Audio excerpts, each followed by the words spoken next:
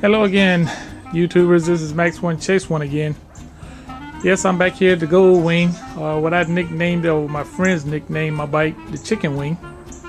I replaced the stator back in, I think it was August. But now when I went on a ride the other week, and today's April the 18th, the battery just went dead for some reason.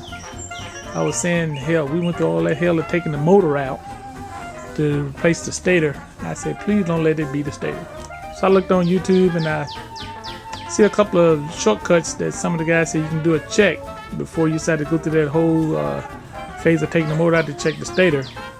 So what I did is I checked the battery with my voltmeter, and I was reading 1257. Alright, then after I got 1257, wrote that down. So then I started the motorcycle, revved it up to around about 2,000 RPMs, and I was getting a reading, which it should have been reading higher than 12, so it's showing that it's putting juice back into the battery. It was reading 1190. So if it was reading 1190, that means that something's not sending juice back to the battery, and I'm assuming and I'm hoping that it is the rectifier. So yesterday I ordered a rectifier for like 32 bucks off of eBay. So I'm gonna be in the process where I'm gonna get ready to take the tank off, because I think that's where the tank is, where it's at. It's up under the tank. But also I got to take the seat off too. So my fingers are crossed, hoping that it's the rectifier and that fixed the problem, and I don't have to go with the taking the motor out to do another stator. So that's where I'm at right now. Also too, I brought me another bike. I think it was April the 15th, and this is my new bike.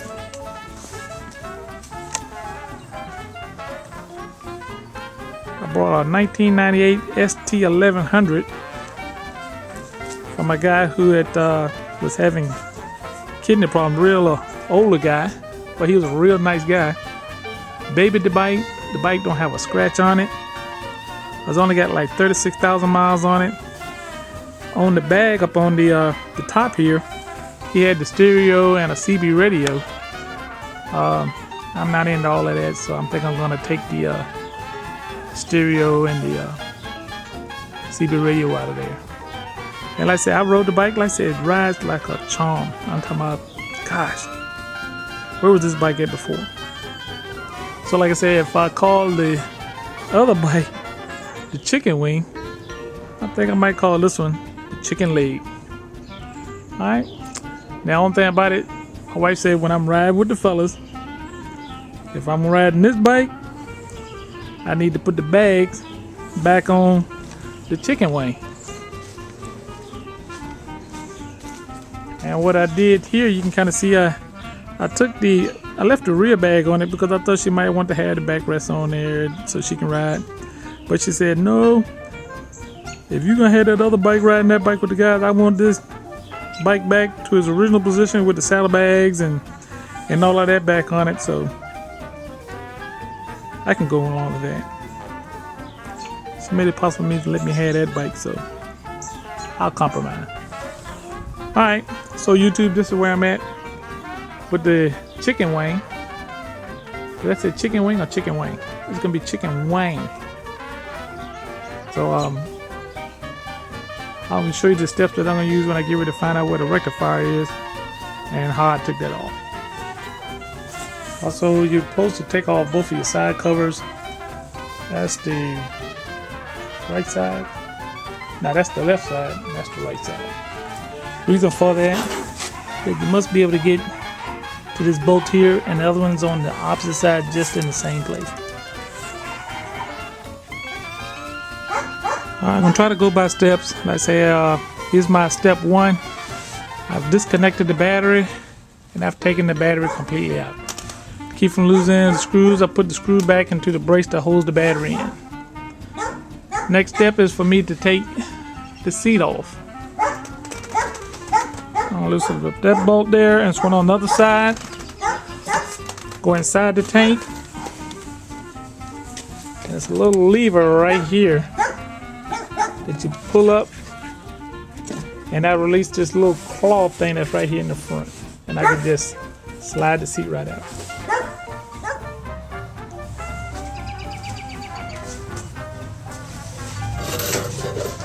Okay, YouTube, there's one bolt out from the right side. There's the other bolt from the left side. Now mine is a 12 millimeter. Could be different from other bikes. If you just get a nut to fit it, mine was a 12 millimeter. Now what I'm gonna do now is I'm gonna go inside this where the gas tank is, and I'm gonna pull the lever and pick up the seat from the back and see if it'll release.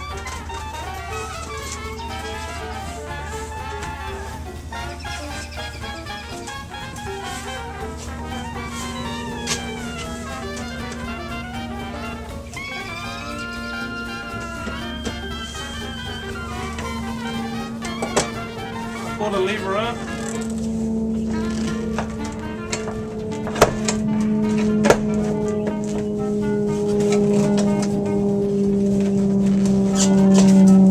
And that's how the seat comes out. Just that easy.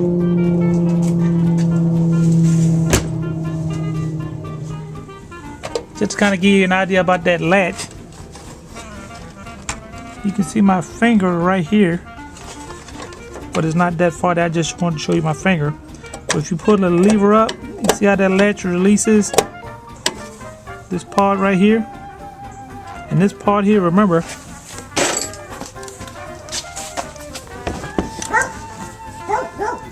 hooks onto one of these. All depends on the adjustment that you have for your seat, whether it's full all the way to the back or all the way up to the front.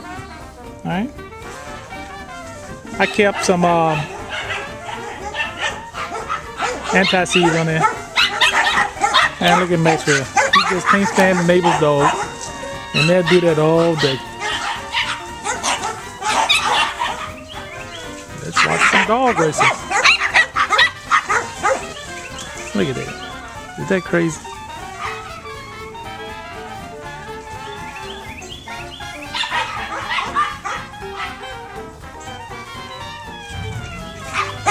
Look at this. I go through this every day.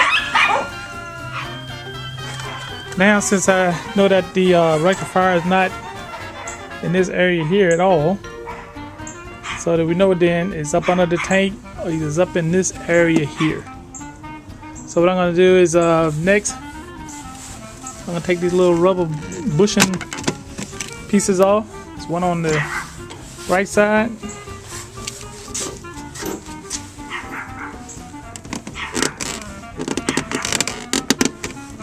And one on the left side. It's always one that's got to be tougher than the other.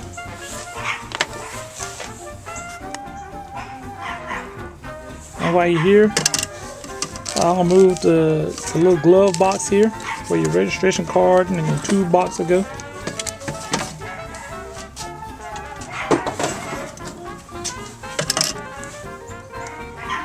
And as I look in there, still don't see no rectifier yet. Next item I'm going to take off before I can take the tank area off, it's a bolt there. And the other bolt is right there. And to get to those two bolts, you got to take this little snap ring cover off. And then you got to take the cover off. And there are two screws here, and I think it's two up at the top. Two there, two here. That side, same way. Two screws up top, two screws on the bottom. I'm taking off the tank cover. This bolt here is a 10 millimeter socket. All four are 10 millimeters. Now I have taken out the four bolts. One here at the bottom, one on the other side, one up at the top there, and one on this side. It's getting a little dark, so I'm still gonna try to let this be my last segment right here. I'm gonna show you that the tank is loose and it's ready to, the tank cover is loose and it's ready to come off.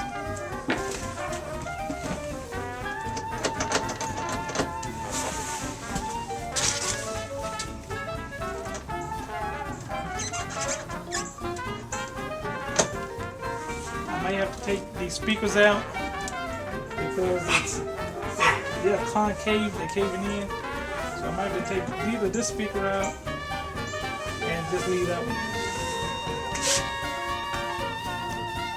I was more comfortable with taking the other speaker out because the one on this side had hex bolts on it. The other one just had normal screws, and I had my screwdriver handy.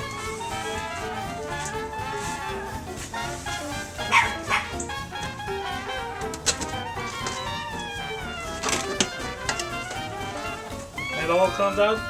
It can come out separate. You can separate these pieces here. But I'm gonna try to keep it together. I put some silicone in it to kind of keep it together last time.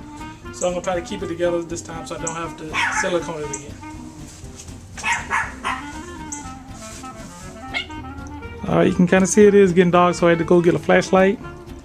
And sure enough, that little doodad right there, sorry for my finger, but I got the point and hold the flashlight. That right there is the rectifier with the yellow wires and the harness going in at the top. I'll go around to the other side, let you get another illustration of it where it's attached.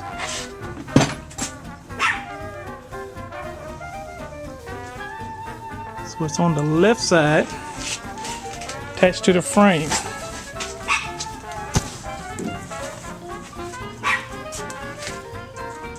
As you kind of see, it's in a position where it can get cooling air as it comes in from the underside, and it'll blow the air right out the back, so to help kind of keep it kind of cool. But this this rectifier is about, gosh, I'd say 32 years old. Alright, I'll give it that much. But again, I'll get my fingers crossed,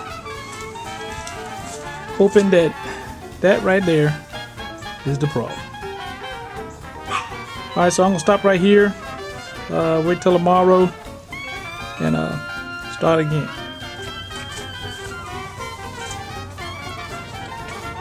Alright, picking back up where I left off from the other day when it was so dark. I got my new rectifier regulator, and just want to compare it just to make sure that everything is the same as the other one. I've got two green wires in the front, two in the front here. I've got a black and a yellow, a black and a yellow, two yellows, and two reds. So this is the correct wiring that goes on to replace the oven that I have here. So I'm gonna go ahead and set this one off to the side. And to take this off, like I said, it's a little clip. Take a screwdriver, push that in. Gotta work the clip up. There we go.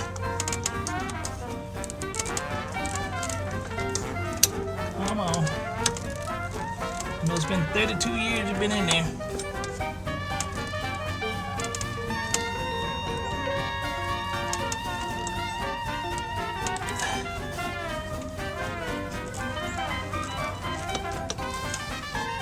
I'm gonna stop here for a moment to try to make sure I don't damage the other lower connection.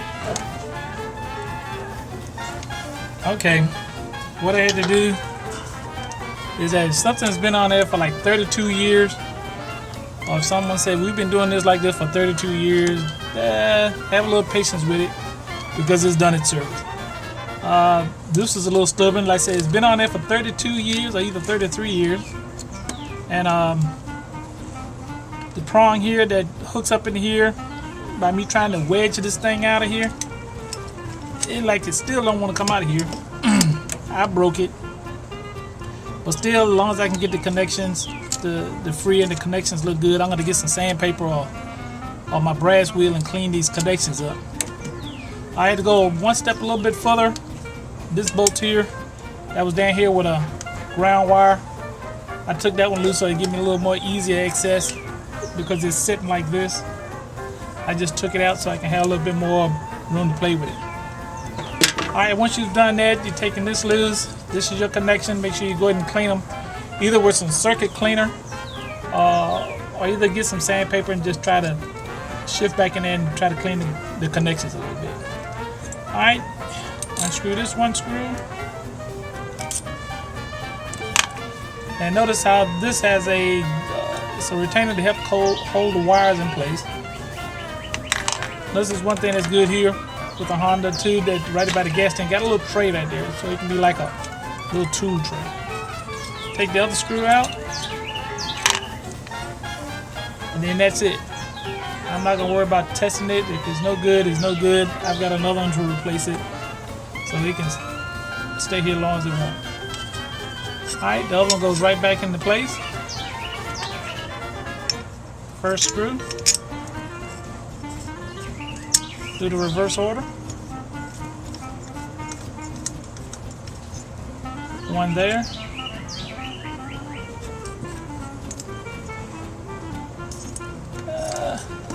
Try to figure out how did this bend go.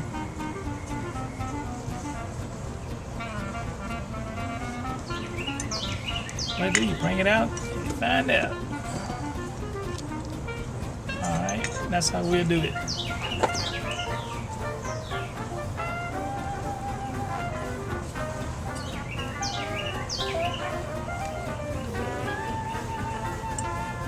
This way.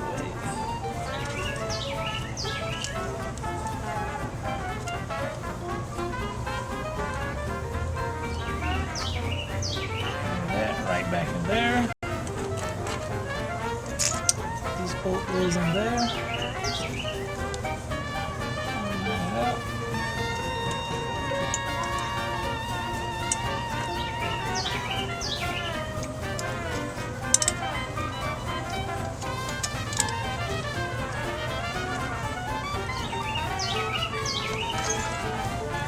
Alright, and then the same thing, bend it, go in between here,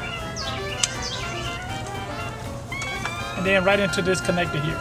And before I put this back into that, like I said, I'm gonna go ahead and clean these connections up, because if these are new, I want these kind of be like new so I can have a good current flow. So I'm gonna stop here and go ahead and clean these up, and I'll pick right back up where I left off.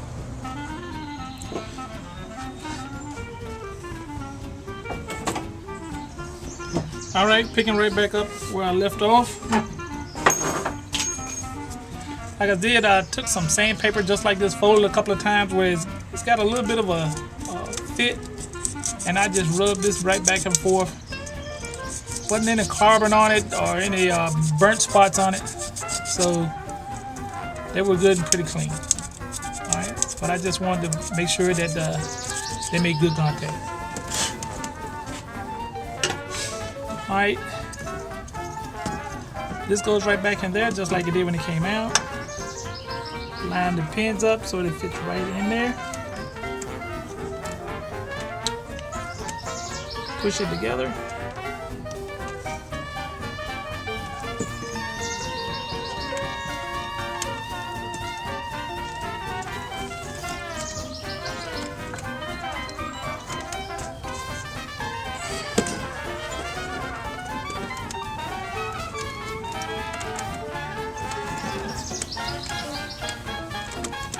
I'm gonna cheat here a little bit.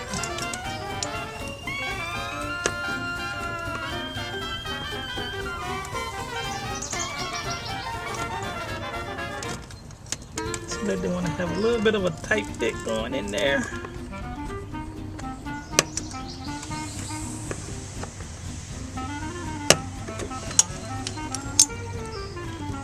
Sure, it has some channel lock plier, but it didn't have to go that much.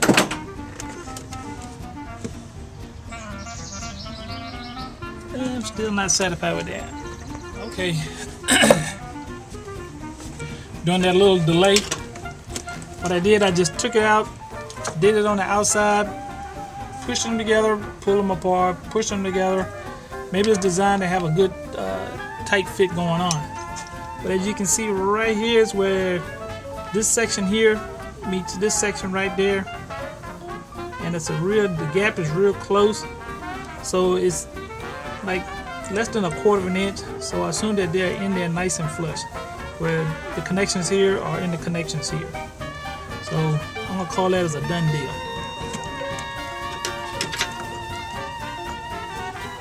I get the small screw. Make sure you do go through your grounding wire.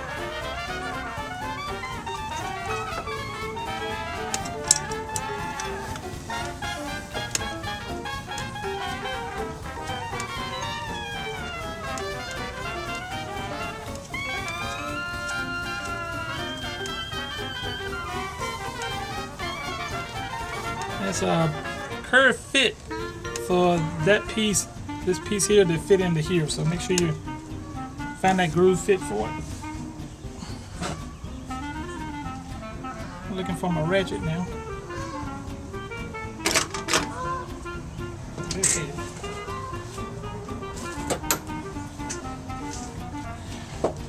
And that proves sometimes too it's good to have a tool tray. So I'll go ahead and tighten that down.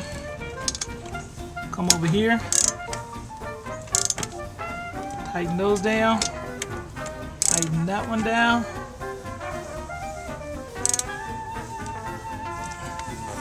Notice that this coil comes up, goes in, does the loop, and it keeps the wire down. I think the tank cover comes pretty close to here. So that's the reason why this device is on here. Alright, and that's all the putting on the rectifier or the regulator for a 1984 Honda Goldwing Interstate 1200. So I got the battery that was on charge, so I should have a good charged battery. And now I'm going to go through the phase of testing it to see if it's going to be over the amperage of 12.57 and go up to at least 13, maybe 14 volts to be sending some charge back to the battery. And if that works good, I'm a happy camper. Alright, I have the battery reinstalled. I got my voltmeter down here. Turn the voltmeter on.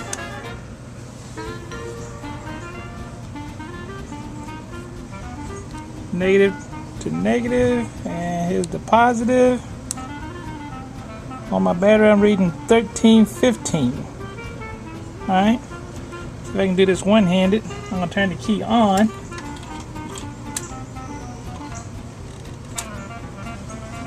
So let's drop it down to 1250. Let's go around it all. So it's going down further and further.